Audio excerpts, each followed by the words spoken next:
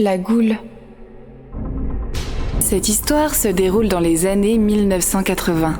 Une fille, nommée Zara, vivait avec ses parents dans la ville de Dhaka. Elle travaillait dans une bibliothèque. Elle aimait beaucoup lire. Dès qu'elle avait du temps libre, elle s'asseyait pour lire des livres. Ses amis, Dan et Maria, lui rendaient souvent visite à la bibliothèque. Un soir, alors que Zara lisait un livre dans la bibliothèque, Dan et Maria viennent l'effrayer. Zara pousse un cri. « Oh ! Vous êtes insupportable ! C'est une bibliothèque, nous devrions nous taire. » Oh, fillette, tu es toujours occupée à lire tes livres. Oui, Dan a raison, tu ne nous rends pas visite, alors on a pensé qu'on devrait te rendre visite. Et il n'y a rien de mieux qu'un bon livre. Devinez lequel je lis en ce moment. Maria et Dan demandent sans le moindre intérêt. Quel livre ? La goule, qui est aussi appelé le roi des ténèbres. Alors, de quoi ça parle ? Raconte-nous l'histoire. Dan et Maria se regardent et rient en s'asseyant face à Zara.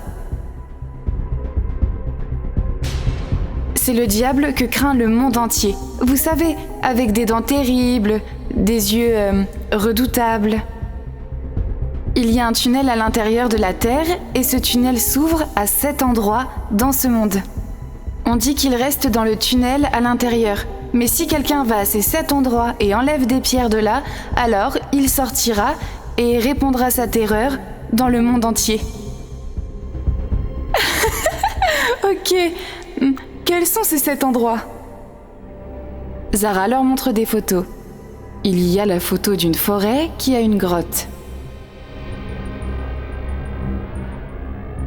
Et de grands arbres autour. Dan observe attentivement l'endroit. Hé, je connais cet endroit. Il y a une forêt, juste à une courte distance de la ville. Quoi ? Alors allons-y, et voyons si c'est vrai ou pas. Pas question, jeune fille. Assez avec tes histoires de fantômes. Nous sommes juste venus te chercher. Non, Maria. Maintenant, je veux savoir si cet endroit est réel ou non. Ou si ce ne sont que des superstitions. Pas question. Je ne veux pas aller si loin de la ville. Allez, Maria, ce serait une sortie amusante. Nous ne sommes pas sortis depuis toujours. Ok les gars, on y va. Ok, alors on se voit demain matin chez moi, et on partira de là. Ok, je suis très excitée. Voyons ce qui va se passer. Le lendemain, Dan, Maria et Zara partent à la recherche de la grotte. Alors qu'ils approchent de la grotte, Dan ouvre le livre et essaie de faire correspondre la grotte et l'image indiquée. Regarde, ça ressemble exactement au dessin du livre. À l'extérieur de la grotte, il y a ces pierres, mais il n'y a rien de tel dans le livre. Enlevons ces pierres. Maria est effrayée. J'ai tellement peur, mec. Et s'il y avait une vraie goule ici ? Et si elle sortait et nous mangeait ou quelque chose comme ça ? Zara et Dan se moquent d'elle et commencent à déplacer les pierres. Il leur a fallu toute une journée pour enlever les pierres et ils ont travaillé jusqu'à la tombée de la nuit. Après avoir enlevé toutes les pierres, ils voient une porte à l'intérieur de la grotte. Ils voient une image étrange ressemblant à un animal. Allons-y, vous n'en avez pas vu assez ? Partons d'ici, quelle perte de temps ! Comme ça, maintenant que nous avons fait tout ce chemin, nous ne partirons qu'après avoir tout vu. Aussitôt que Zara touche la porte, un bruit de grognement retentit à l'intérieur. L'œil de la créature brille en rouge et elle court vers la porte. Zara et Dan ouvrent la porte un peu plus. Maintenant, la porte est ouverte et je ne vois personne. Allons-y, je ne veux pas gâcher davantage notre journée. Lorsque Maria se retourne et se remet à marcher, une terrible créature grimpe sur Maria et rugit. Maria se retourne et la regarde.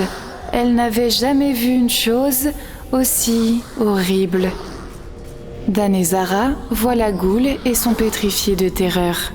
Dan, Zara, sauvez-moi! La goule est vraiment là! Sauvez-moi, s'il vous plaît!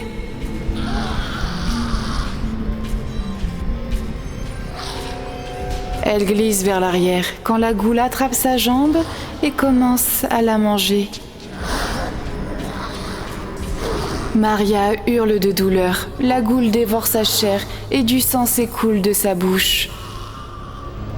Dan, fais quelque chose, Dan! Il va tuer Maria! J'ai très peur! À quoi bon? Que dois-je faire, Zara? As-tu une pierre? Lance-la sur la créature! D'accord, tu te tais. Ok. Dan ramasse une pierre et la lance sur la goule. La goule le fixe et s'enrage. Elle regarde vers Dan et il s'enfuit en courant, effrayé. La goule se précipite vers lui. Elle pousse Dan de derrière et celui-ci tombe sur le sol. Sa tête heurte une pierre et il saigne. Alors, Zara relève Maria. Maria! Réveille-toi, Maria! Je suis terrorisée, Zara! Il va nous tuer! Reprends courage, Maria! Ne vois-tu pas qu'il est terrifiant? J'ai très peur. Nous n'aurions pas dû venir ici. J'ai très mal à la jambe. Je ne pense pas que je pourrai remarcher aussitôt. Non, Maria, ne dis pas ça. Nous allons y faire face, ensemble. Calme-toi, je vais trouver une solution. Zara trouve un livre tombé et se plonge dans une lecture sur la goule. Elle est surprise en le lisant. Maria, il n'y a qu'un seul moyen d'apaiser la goule. Sauf si quelqu'un se sacrifie devant elle et qu'elle ne mange pas sa chair. Jusque-là, elle ne s'arrêtera jamais. Dan ouvre les yeux. Il a été blessé à la tête. Il se lève et s'enfuit effrayé. Dès qu'il prend la fuite, il réalise que la goule se tient devant lui. Non! Laisse-moi partir! Non! La goule le regarde avec colère. Ses yeux changent de couleur et elle est devenue plus grande. Aussitôt que la goule s'apprête à l'attaquer, Zara l'arrête et commence à lire dans le livre. Goule, je suis Zara. Je veux me sacrifier. Viens manger ma chair et préserve ce monde de tes ravages. Maria et Dan sont choqués d'entendre cela et ils essaient d'empêcher Zara de s'offrir en sacrifice. Non, Zara, ne fais pas ça! Zara, s'il te plaît, ne fais pas ça! Tout ça est aussi de ma faute, donc c'est ma responsabilité de le réparer. Dan et Maria se mettent à pleurer.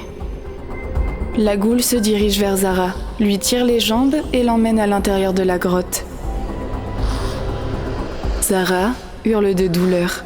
La porte se referme d'elle-même. Maria et Dan se mettent à pleurer et se serrent l'un contre l'autre. Je n'aurais jamais pu imaginer que pareille chose nous arriverait. Nous devrions partir d'ici, Dan. Zara s'est sacrifiée pour nous sauver la vie. Nous devons respecter cela. Dan acquiesce en pleurant, continuellement. Tu as raison, Maria. Partons d'ici. Fin.